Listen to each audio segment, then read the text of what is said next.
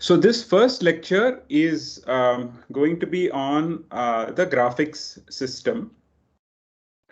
So more specifically, what we are going to cover is two topics. One is the image formation. So what is a graphic system, and the physical basis for this image formation, and how that motivates the development of a synthetic camera model that underlines the modern graphic system. And with that introduction, we will be able to talk about the different stages of the graphics pipeline. So at the end of today's lecture, you will be able to understand from a programmer's perspective what kind of interfaces you will get in order to work with this graphics pipeline and convert your geometry into images. We are going to have, we are probably going to finish early, and then I'm going to leave you with more slides that talk about the development of the graphics system over the past now close to 60 years. This is self-reading. It will be in the slides, and I'm going to upload that on Teams. So one quick note about resources and lecture material. After today, I'm going to assume that if you are interested in the course, if you are crediting the course, that you have joined the team. All material will be made available on from there, and you could start by looking at the class notebook within Teams. This is going to have the lecture schedule together with other pages that will eventually talk about projects, assignments, things like that. There are some pages there for collaborative work. We will start using them also from the next lecture, when maybe one or two of you will write notes for the lecture content and share it with the others. Since the slides are already going to be made available on MS Teams, I think that will be our primary place for everything related to the course. In case you want to follow the book, then today's lecture will be based on Angel, the chapter 1. Okay, so with that, let's talk about. Okay, so that's so while I may not have individual credits for the different images, many of the pictures that I include in these lectures on computer graphics are from the book by Angel. Let's begin by looking at a basic graphics system. You're not going to see anything new here, right? This is your standard computing system. So the question you may want to ask is, what makes it different, right? Why do we want to call this a graphic system? Like any other computing system, you have input devices that feed in input, which are essentially processed by a processor, which gets its instructions and data from a memory. And the output goes to a collection of output devices, the most common being a monitor. In a graphics system, we focus on two aspects. One is that the processor often consists of a general purpose CPU and a graphics specific processor called the GPU. So this is one crucial difference. Maybe more importantly for this course, we need to understand that the processor processes the input and the data and produces an output which is stored in a buffer called the frame buffer. this is going to be crucial. That's something that distinguishes a typical computing system and a graphic system. The frame buffer is the focus of all the discussion, right? All the computing that you do will eventually update the frame buffer. So the frame buffer, if you want to think of it in simple terms, it's essentially just a 2D array that translates to an image on your screen. It could be an image that occupies the entire screen or a part of the screen. Now, of course, the output devices can be on paper. The output could be on a printer device. It could be a holographic display. It could be a stereo display, and so on, right? But it doesn't matter what the output device is. Your output is first written into the frame buffer. So these are the two aspects that I want you to take home with you. With that, let's talk about image formation. That helps us set the stage for talking about the synthetic camera. How are images formed in? So sorry to interrupt you. Yes, was there a question? Yeah. So Yeah, go ahead. where is this frame buffer located? So the frame buffer is located in memory, right? In your of course it depends on the implementation, but you can, so this frame buffer is just a part of your main memory, which is used to refresh the display. Now in some cases the GPU directly handles the display, in which case the frame buffer is accessible directly from the GPU. Okay. Right. So images are formed using multiple mechanisms, both man-made and naturally occurring systems, right? So our aim is to mimic these physical imaging systems, whether they are naturally occurring or made by humans. You can imagine what they are, right? A simple example is the camera. If you are a photographer, you already know about the workings of the camera, and how it captures an image of or a snapshot of the 3D world. But we don't have to stop there. Microscopes that many of you may have used is a very interesting imaging system that collects multiple lenses in order to form an image. Telescopes, and most importantly for us, the human visual system, which also forms images of the real world. We are going to kind of borrow ideas and intuition from these systems in order to build the synthetic camera. And here is how we are going to do it, right? So let's talk about a typical image formation setup.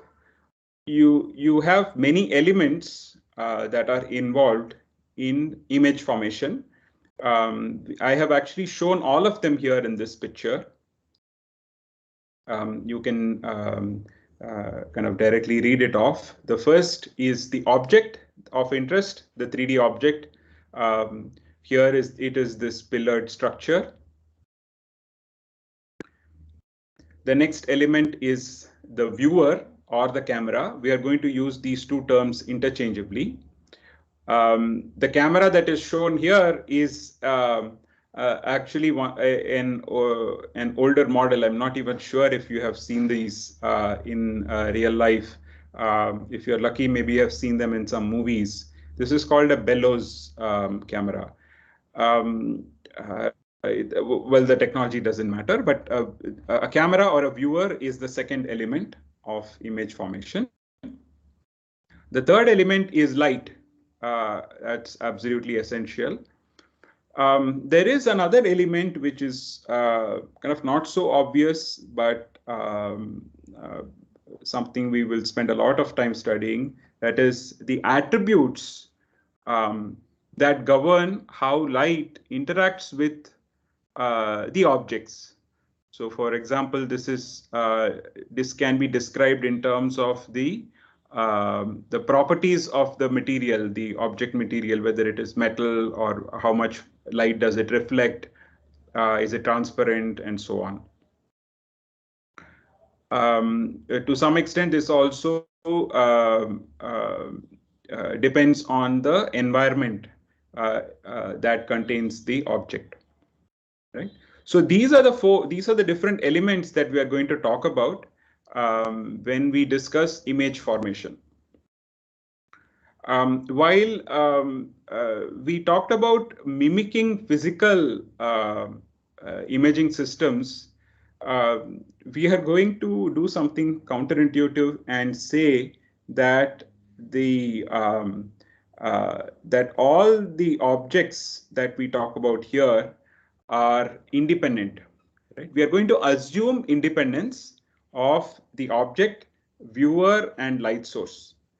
So what this means is that we would like to have the luxury of specifying these elements independent of each other. So when I'm specifying the camera or where I specify the object, I don't care what or where the other elements are, right? Now, this is purely for convenience. We are not mimicking the real world by saying this. Now, we will see during the course of this lecture and in the next few lectures the benefit of this assumption, and we will also see why it is okay to assume this independence, right? So if we get the desired results with this assumption, while being able to generate by being able to construct an efficient system, then I think we are good, right? So that's the intuition behind making this assumption. But it's important to note that we are not really trying to duplicate what happens in the real world. We are trying to simulate it, right? By making simplifying assumptions. Okay, so now let's talk about the different elements. Was there another question? Yes, sir. So could you clear it a bit? What kind of independence are we referring to? Is it like a positional independence, or what exactly? I am not sure what independence are we talking about here. So here is one way to describe independence.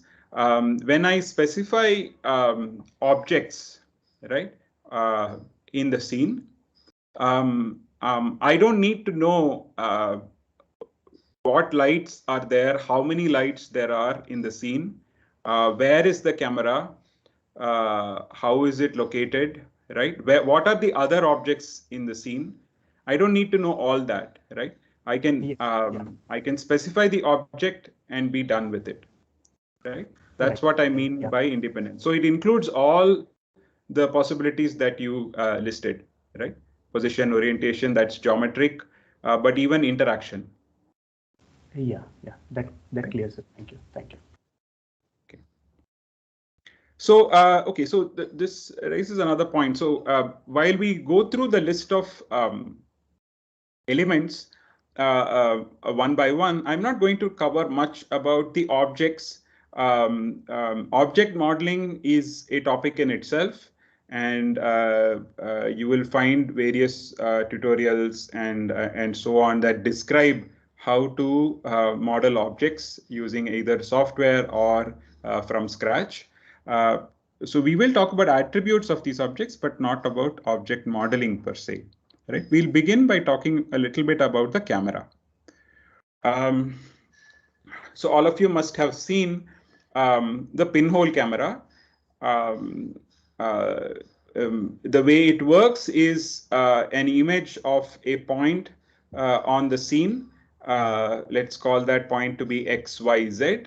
This is formed on the back plane of a box. You can think of this as an opaque box with just one tiny hole, the pinhole, through which light can pass. So the image of the real world is formed on the back plane of this box.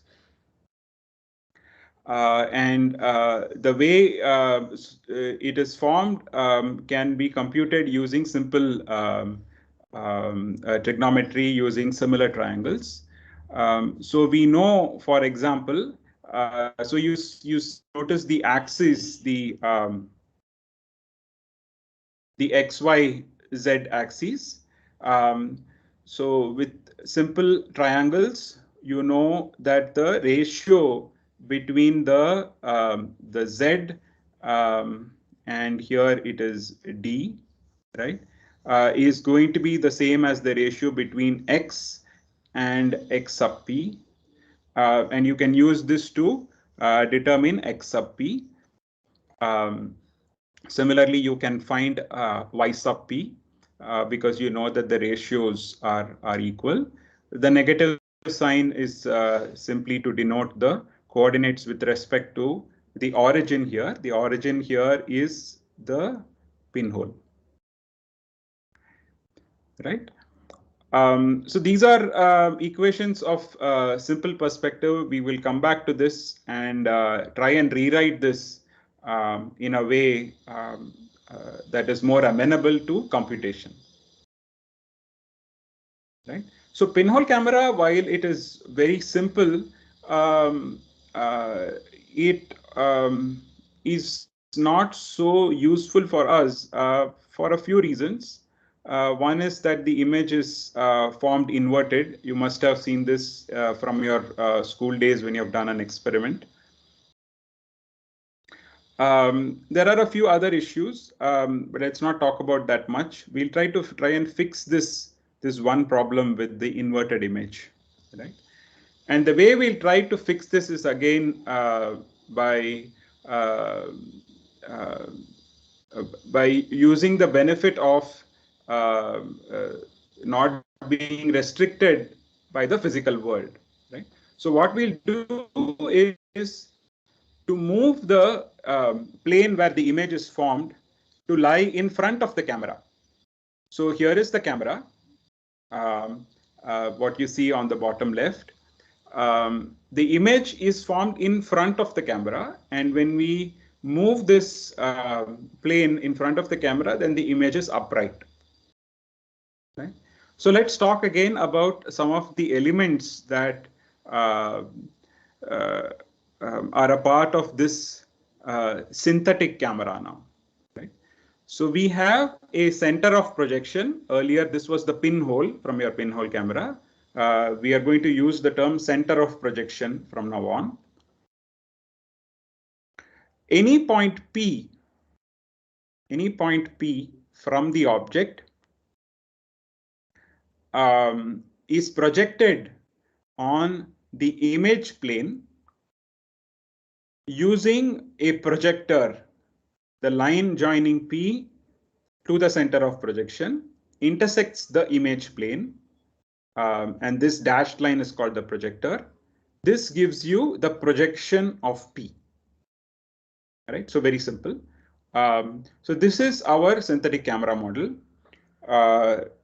You have a center of projection, and the image plane is lies between the center of projection and the object. Right. The image plane is what we will try and reproduce within the frame buffer. Right. Okay, so let's go back to some of the assumptions that we have made. Right. So more specifically, the independence of the different elements.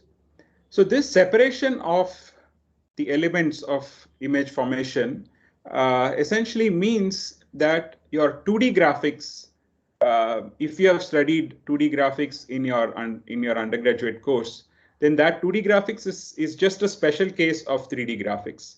I don't have to do things differently in order to draw a rectangle or a cube. I think of both as objects in the 3D world, and I use the projection onto the image plane to generate an image of this object. Right? If you have done an undergrad computer graphics course, and let's say you have done some 2D rendering, you must have learned about polygon drawing and line segment drawing and so on, which are specialized. All I'm saying now is that you don't have to do things specially for 2D, and you can do everything in 3D, and it will work for the 2D objects as well. The API that you will work with for graphics becomes very simple because you essentially need methods to A, specify the different elements, and B, to render them, and maybe C, to modify them. Right? You don't have to deal much with the relationship between the different elements. So that hence leads to simpler API. This is what I mentioned. The implementation will take care of actually computing the image. So in many of the graphics APIs will allow you to specify these different elements, and the implementation, the underlying implementation of the API will take care of computing the image, right? So much of the work will be done for you by the API. Of course, in modern APIs like OpenGL, you do have hooks to write part of this implementation by writing what are called shaders.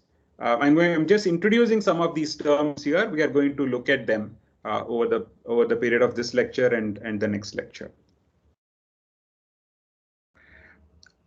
So this separation also leads to fast hardware implementation, because the APIs are simpler and the hardware is actually designed to efficiently process these commands. So that leads to fast hardware implementation. So the next element of image formation is light.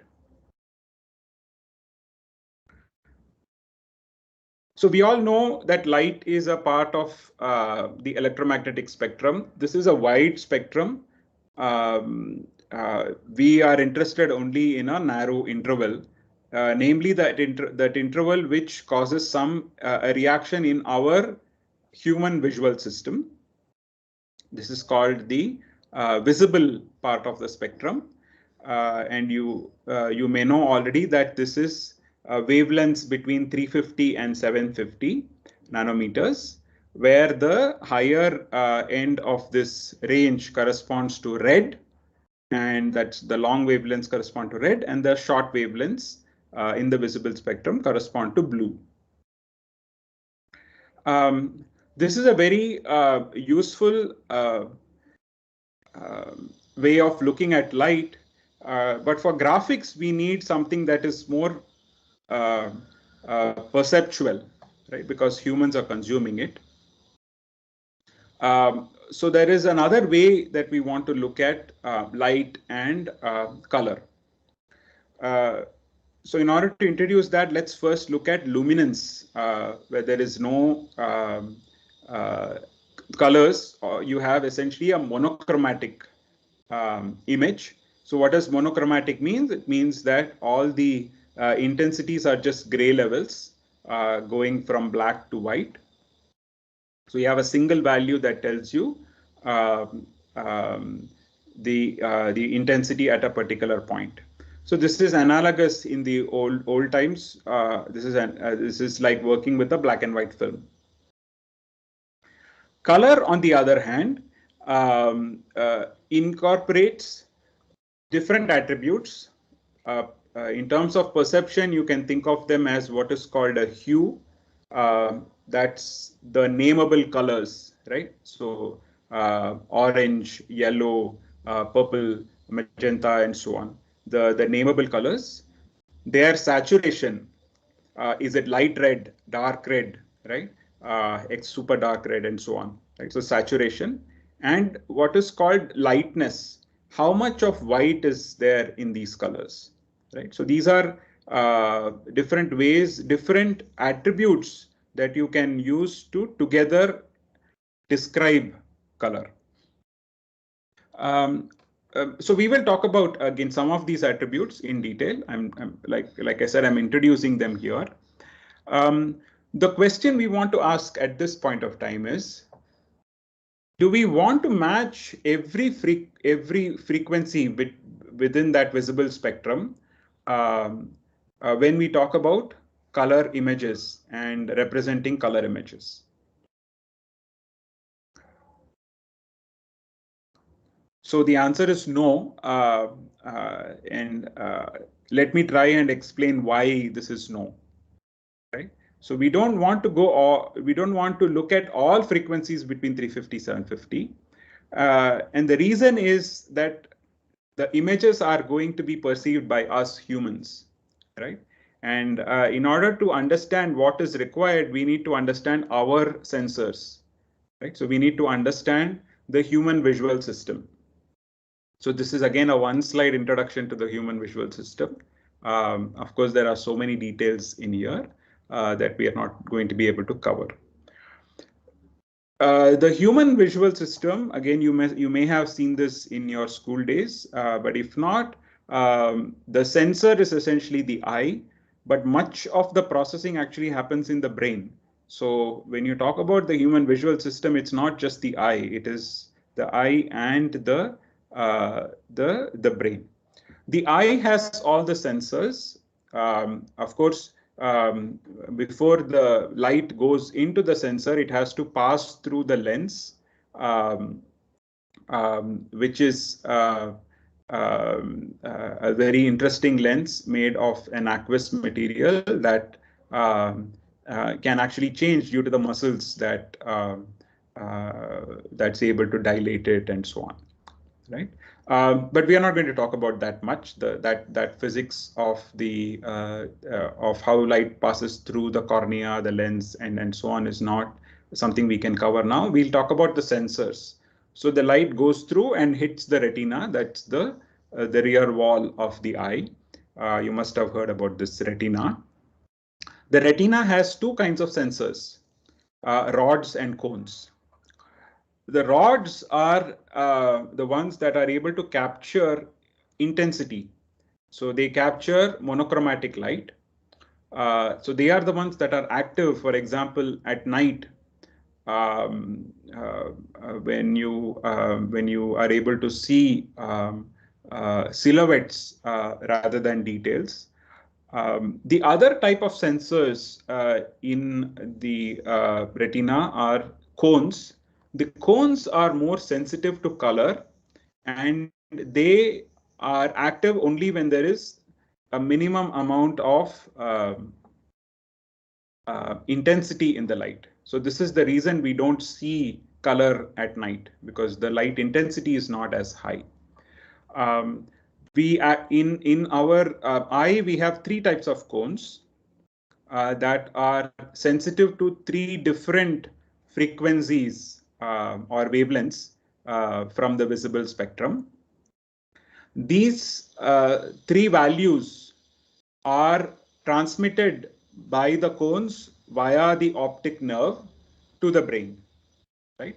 So you can imagine that we have these three wires from the eye to the brain that send three different values each, right? Well, one per wire, right? So if you are somehow able to match these three values corresponding to the cones, then I think we are good, right? So hope that makes sense. So this is the intuition behind the modeling of color using three primary colors, using three colors, right? We often call them primary colors, but we'll see that there are other ways to talk about colors, the three color. So this is essentially the three color theory, right? So what do we call as primary colors? If you have taken an art class, or if you have done art, then For an artist, the primary colors are blue, red, and yellow. But in computer graphics, the history comes more from monitors and projection systems, where what we have is something called additive color. You form a particular color by adding amounts of three primaries. Like I said, the origin of this comes from projection systems and early monitors, which were based on this CRT or cathode ray tube technology. So here the primaries are RG and B, right? So you may have again heard of this as primary, red, green, and blue. So this is additive, where the color is formed by adding the three primaries. So for example, when you in the additive system, when you add R, G, and B, you get white. So zero contribution from R, G, and B will give you black, right? There is an alternate way to describe color. This is using the subtractive color model. Here you form a color by filtering out white light. Right? So this again has origins from technology that's developed several decades ago. Printing, for example, right? Your color printers do not have RGB; they have something else. If you have worked with their cartridges, right? So this comes with CMY, cyan, magenta, and yellow. Right? So here the different colors are formed by using a combination of these three secondary bases, and they filter the white light in order to give you the different colors. And it's known that these two systems are equivalent. Right? In our class on graphics, we are going to use the additive color predominantly. We will actually look at one additional color model using the hue, saturation, and lightness, but that is going to be much later. Okay, so that is essentially just a quick introduction to the graphics system and image formation. And the reason to introduce that is now we will know why we are talking about the different stages of the pipeline, and we will use some of those terms here, right?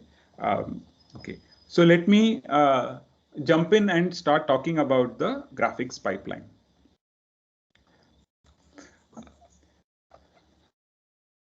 So in the overview lecture, I already described the stages of the graphics pipeline. Before we get into those stages, I want to tell you that the way we are going to think about this graphics pipeline is one where we follow something called the modeling rendering paradigm. Right? We distinguish between the modeling of the real world and its rendering on the screen. We assume that there is either an artist or someone who builds the entire model of the 3D world that you would like to take an image of, right? So let's try to use the camera analogy. So you're a photographer. Somebody takes care, the art department, right, or whatever, the modeling department takes care of setting up all the stage, setting up all the props and things like that. They take care of all the modeling. This model is sent to the renderer via an interface file, right? So this interface file will cover all the details of the model, including lights, including camera positions, everything. Right? The renderer's job is to take this model and create an image. That's it, right? So the renderer takes the geometry that comes from the modeler and sends it through the graphics pipeline to generate images, essentially pixels. So in our study on graphics, we are going to focus on this pipeline. And since we are talking about the modeling rendering paradigm, we are going to not talk about the modeling part of the entire ecosystem, right? We are only talking about the rendering. So you assume that somebody has already given you the geometry and you are going to render it, right? Hopefully that makes sense. So with that context, I want to talk about the graphics pipeline. So this, what you see on the top is the pipeline which goes from vertices to pixels. During the course of this lecture and the next few lectures, you will see the same pipeline with fewer or greater number of stages. They are all the same pipeline.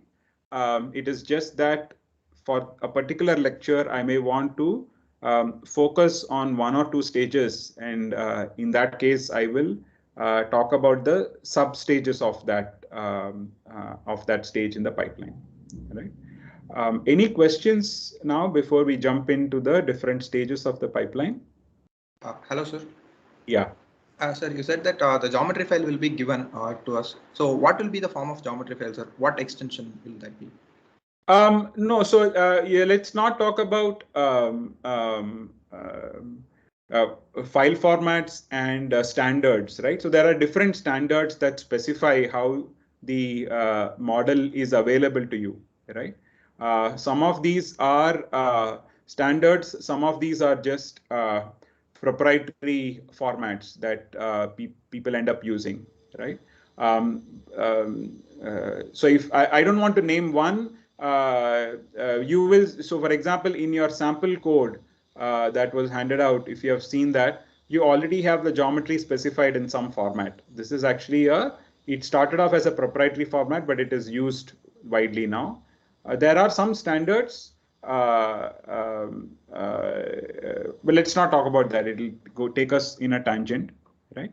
But I'll just suffice to say that there are many standards available. Depending on the industry, different people use different file formats. Okay. Yes, sir. Thank you. Right.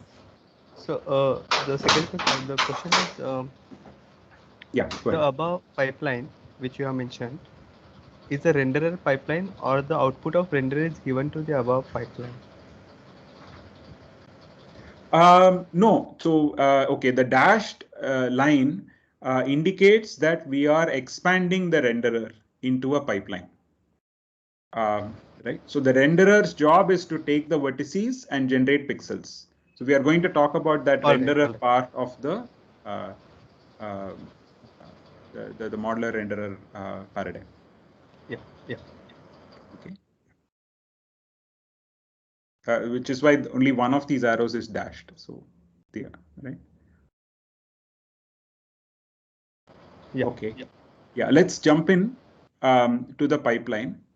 If you recall from the image formation discussion, we said that we will design the graphics and in order to mimic the physical system by talking about a synthetic camera model. And that's what we are going to talk about now. So in order to design this software, we need to set up some kind of a API, right, for the programmer. So this should allow the programmer to specify objects, materials, viewers, light. So by viewer, I also mean camera, right, and lights. Now, in order to specify all this, let's once again do this discussion so that it's kind of clear why we are decided to go the route of choosing the different elements independently, right? This seems counterintuitive, so it makes sense to discuss this once before jumping in. So So here is an image. Here is an illustration which shows a few objects. These are just geometric objects, a cylinder, cubes, a sphere, and so on. There are a couple of light sources, and the image is formed on the image plane, and you can see the center of projection as well. One may think that a physical approach is appropriate, right? If you want to mimic what happens in the real world, you may want to follow the different rays of light, right, as they go from the light source towards the eye, right? Some of these light source will directly go, some of these light rays will go directly from the light source to the eye, um, while crossing the image plane, right? Some of them some of them may bump off, they may bounce off one of these objects and then come to the eye, right? Some of them may bounce off multiple objects. So for example, from here to here and then come to the eye, right? Some of them may bounce off an object and go out, don't even come to the eye. There are so many rays, right? So you could focus on those rays that converge onto the eye and look at how those rays form the image, right? So this approach is called ray tracing. So indeed, this has been explored in the graphics community, and it is quite successful. So in fact, we don't follow the rays from the light source. There are too many of them. Instead, we focus only on those rays that we call this backward tracing. We look at rays that come out from the eye, again in a backward direction, and those which intersect the different pixels on the image, and see who contributes to those rays, right? So this is called ray tracing. This approach seems natural, and it is mimicking what happens in the real world, right? And it is quite good. It can handle all the global effects, like if you have transparent objects, translucent objects, right? Reflective objects like mirrors, can handle all of them. The only problem is that it is very slow. You can imagine that there are so many rays, and each one could bounce off, and leading to an exponential increase in the number of rays, right? So this efficiency is a big problem. Even if you are able to handle this computationally hard problem, an important bottleneck is that the entire data needs to be in memory all the time if you want to use ray tracing for generating an image in this way, right? At least a naive implementation of ray tracing will require all the objects, because the rays could bounce off any object, right? So until you're done with the image, you need all the objects right from right from the starting of the computation till the end. This is usually the reason for not choosing ray tracing as an approach. There are alternates to ray tracing.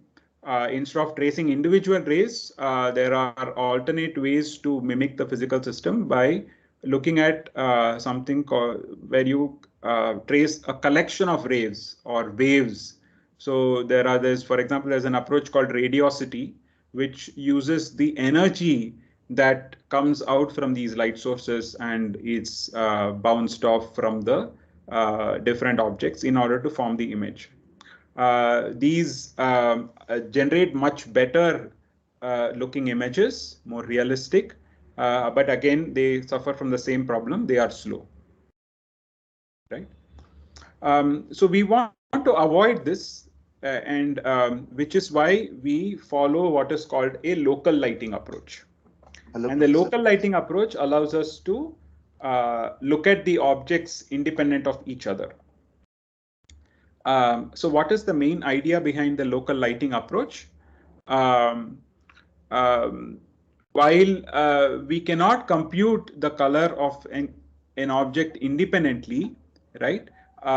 In the real life, right? Because some objects may be blocked by other objects. So for example, there is a part of the object that lies on the shadow, right, on the floor, that is blocked by the cylinder, for example, or the sphere. Now, if you have to light the floor, you need to be aware of the cylinder being present, right? So clearly you cannot do this if you draw the plane without realizing that the cylinder is standing on top of the plane, that is the floor. Of course, light can reflect from one object to the other, right? So this is also not handled if you do local lighting, right? Some objects may be translucent, like I said. Excuse me. So the question is, why not do ray tracing, right? Why do we want to do local lighting? Like I mentioned, ray tracing does seem to be better motivated, right? In order to generate a good quality image, right? So this is clearly possible. So in fact, it has been tried from the early days, and it turns out to be quite effective for simple objects. So there are ways to handle even the problems that I discussed for simple objects. Like if you only have geometric objects like spheres and cylinders and so on, you could still handle this. But when you start having complicated objects, which you see in the real world, then ray tracing quickly becomes very, very difficult to handle, right? So typically the objects in the real world, it consists of many polygons, even higher order surfaces, right? And the light sources are not just point sources. So all this leads to a lot of complication. Um, uh, of course, we do miss out on all the global lighting effects that you get with ray tracing, right? So I'm just repeating myself here by saying that the ray tracing is well motivated, but it is slow and not so well suited for interactive applications, right? So the practical approach is what we are going to talk about now via the pipeline, right? And hopefully you will see that the images that you generate are good quality and sufficient for many purposes, right? In many situations, you don't want a photograph-like image. You want a good rendering, but you don't necessarily need a photo quality image, right? It so happens that with the local lighting approach, we can actually even go there. We can actually generate photo quality images as well, right? So let's look at this local lighting approach. By the time we are done with this introduction to this local lighting based approach for the pipeline, you will understand why it is practical. Okay. So the idea is to process the objects one at a time, right? So that way you care about only one object at a time. And this can be in any order. So you typically use the order that in which the items arrive, the objects arrive from the application or the modeler. You look at only local lighting,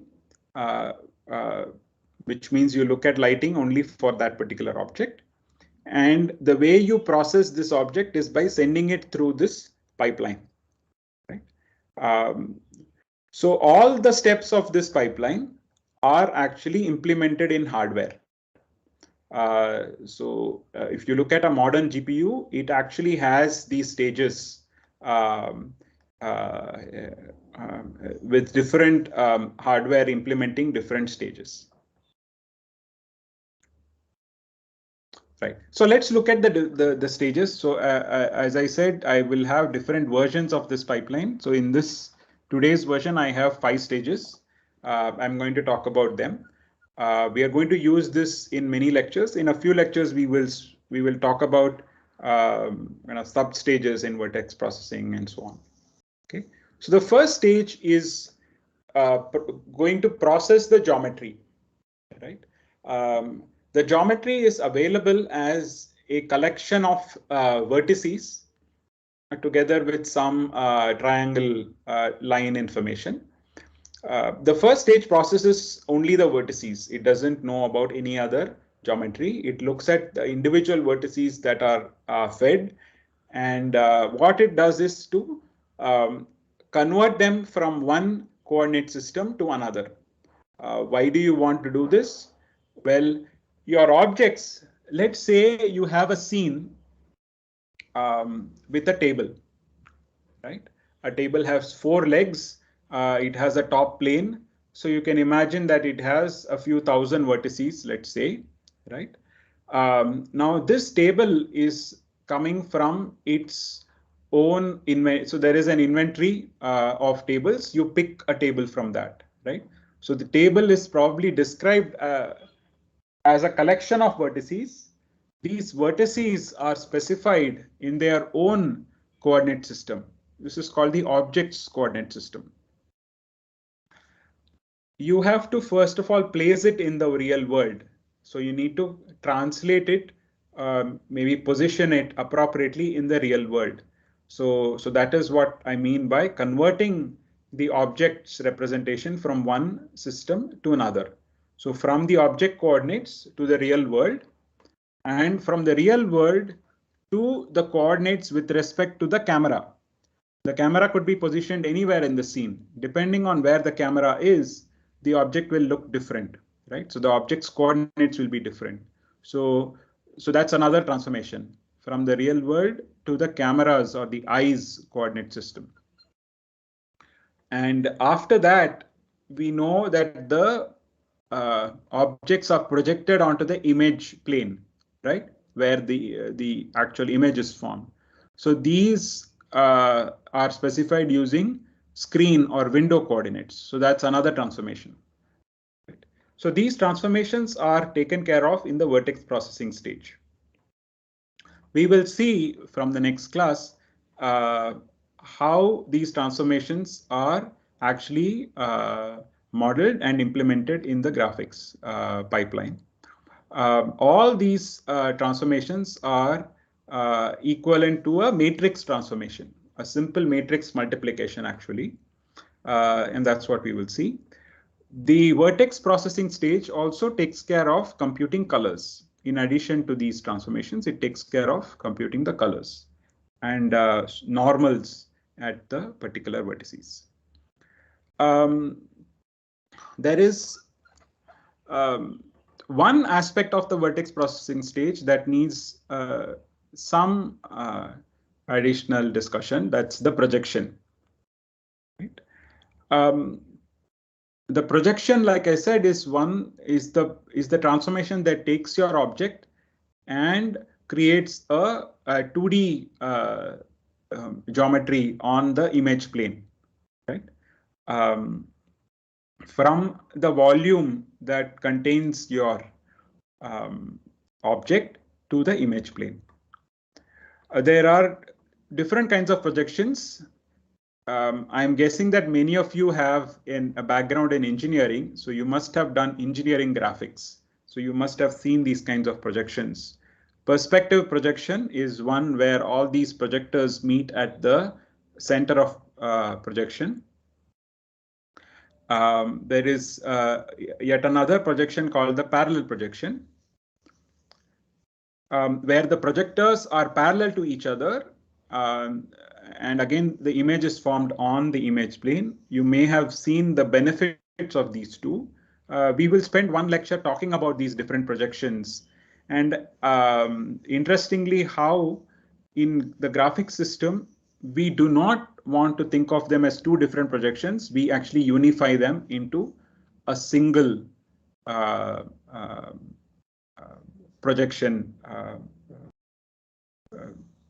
format. Right. So one quick way of seeing this is that a parallel projection is essentially a perspective projection where the center is at infinity, where the center of projection is at infinity. Right. Okay. So we will spend one lecture talking about this projection and the projection transformations. Right. So moving on to the next stage. vertices are processed individually, but vertices do not capture all the geometry. You have your table, which has 1,000 vertices. These 1,000 vertices are connected using triangles, for example. So the primitive assembly stage is the one which collects these different vertices into geometric objects. Many APIs support so-called primitives for the geometric objects. These are like your building blocks of the geometry. So the building blocks are line segments, polygons, triangles, and some APIs also support higher order curves and surfaces. Usually no 3D primitives, only 2D primitives for representing surfaces in order to render the entire geometry. So this is the primitive assembly stage. So next we want to bring in the camera more explicitly. So on the left you see the camera and the same object that we have seen earlier. You see this Hello, this sir. pyramid. Yes, was there a question? Yeah, sir, there is a question. So the input is a set of vertices, but how do we put into the consideration that two vertices, they don't have a line segment between them? Because in pictures we may have that those 2 points are not connected. So how do we introduce that in the vector processing unit? Like, Okay, right. So the question is, where does the geometry come from? So the modeler will give you the entire geometry, right? It will give you vertices. It will also give you the different line segments and triangles. And so let's say you have a cube, right? If you have a cube, the modeler will give you the 8 vertices and the 6 quads for the 6 faces, right? Now, in the graphics pipeline, the first stage will process only these 8 vertices. The second stage will incorporate the information about the quads. Right? Hopefully that makes sense, right? The primitive assembly stage is where you take that information about the quad and incorporate it into your pipeline. Okay, we'll see how exactly this is done when we go into the details of the vertex processing stage. Right? okay, sir. Yeah, so the second stage is where the connectivity, like you said, if it's not quads, if it's just line segments, the primitive assembly stage is where you know that the vertices that have come so far, the 2 vertices, let's say, are connected by a line segment. If the primitive could also be a vertex. So your output could just be a collection of vertices. That's also possible, right? But if you have, for example, like a cube, then you will send the 6 quads also into the pipeline. Okay, right. So so once you have the primitives assembled together, so you have all the geometry, you need to now form the image. If you look at the picture on the left, you will notice that the center of projection is the apex of a pyramid, right? So this is called the view volume or the view frustum.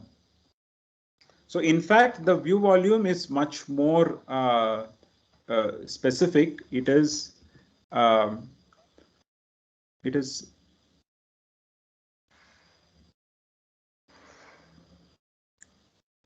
this component, right? So this specific component is the view volume. So it is actually a frustum that's chopped off from the pyramid that is whose apex is the center of projection. Now, if your object lies within the view volume, then you see it. Otherwise, you don't. Right? This is often in photographers' language is also called the field of view. Right? You don't see anything outside your field of view. In your synthetic camera, you have to artificially enforce this, right? And this is done via clipping. So objects that are outside of the view volume are clipped out of the scene.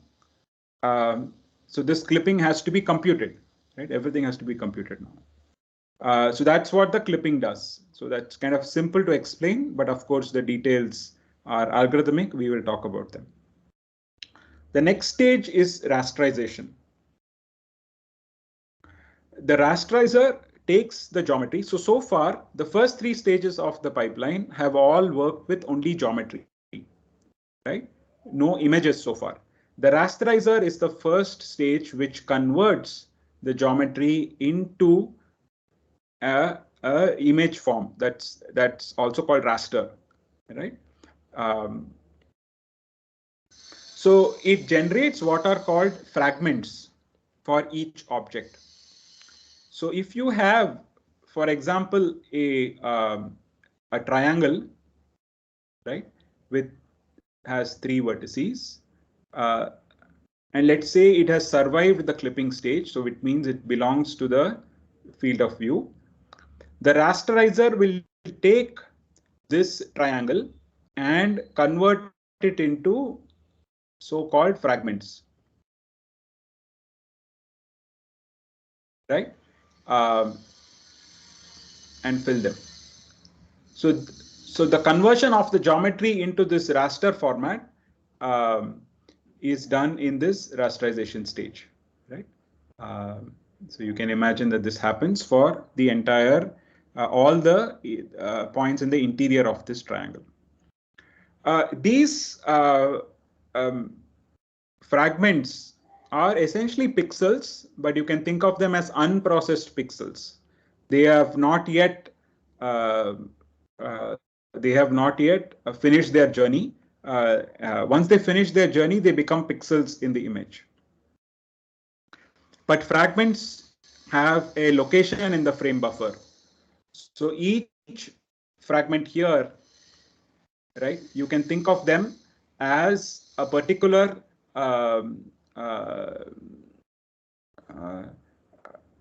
so let me call it column, row, right, or row column, whichever way you want to talk about this, right?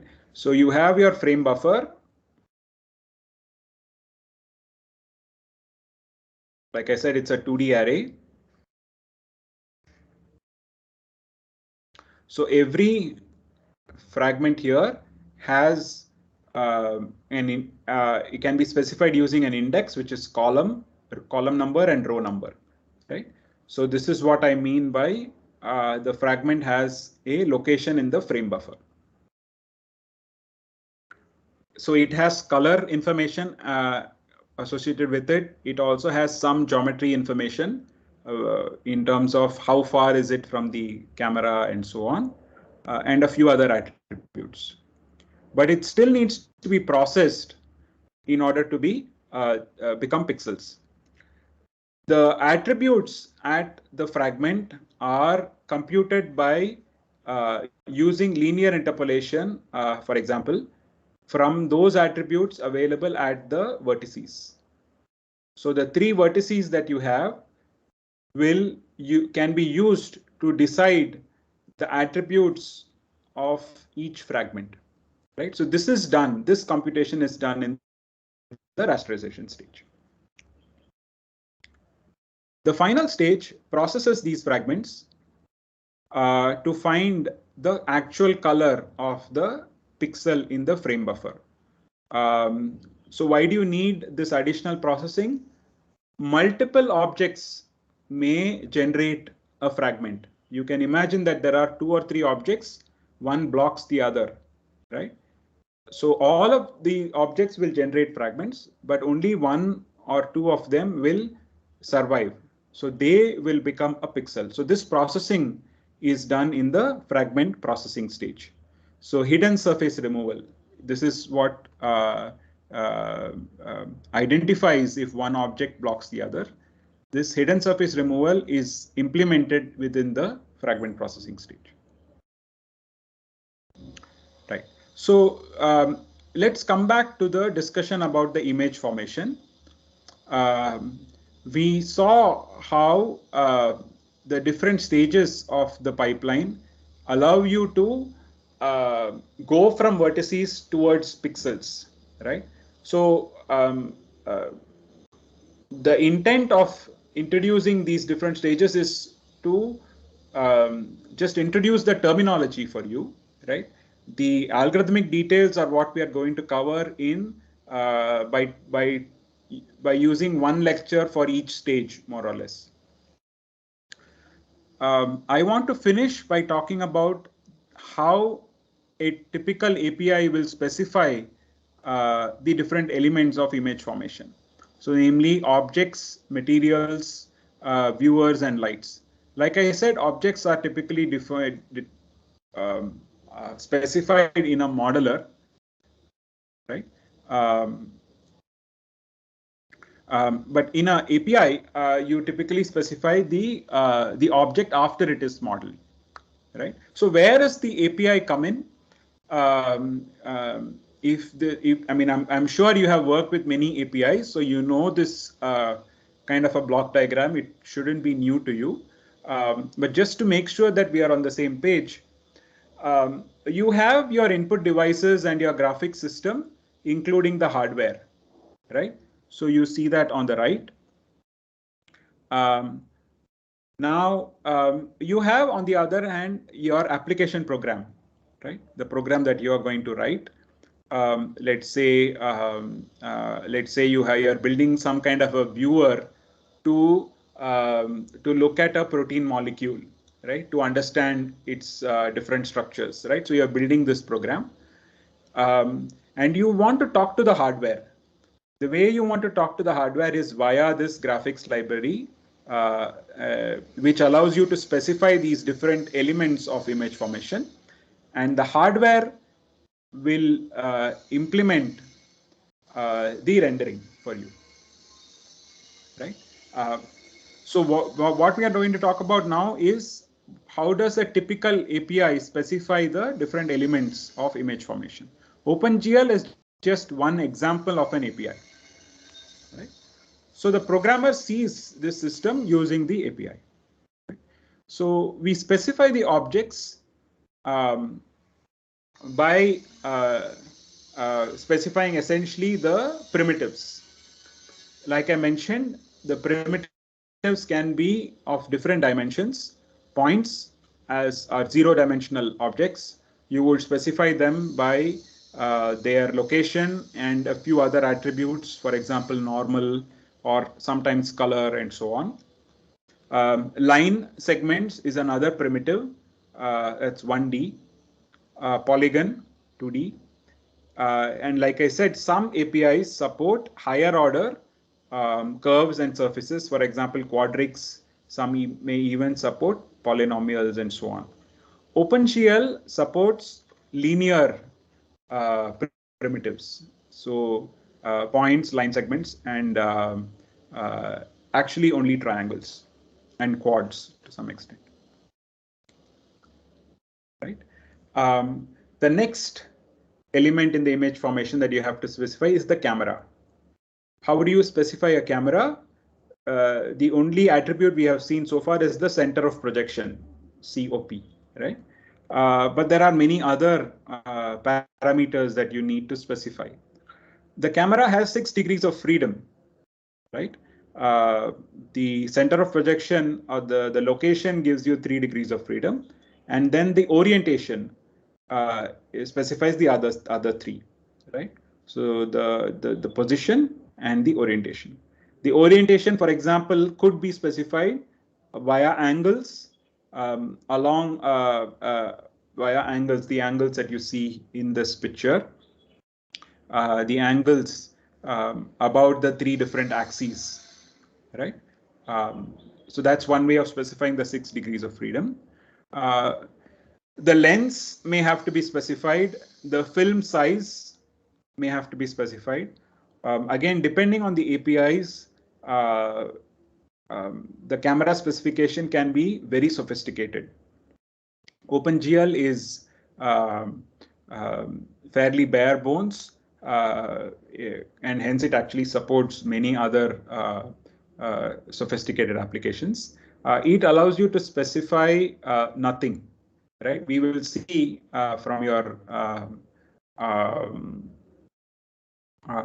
first assignments and the lab sessions that the way OpenGL works is that it allows you to specify the camera also by specifying a transformation. And so you don't have explicitly an API call for saying that this is the camera and this is where it's located. Instead, in your program, you set up a transformation which implicitly takes care of positioning a camera, right? But there are other APIs available out there which explicitly allow you to specify cameras. The orientation of film plane is even more sophisticated. You don't necessarily need to have the plane of the film to be orthogonal to, to be parallel to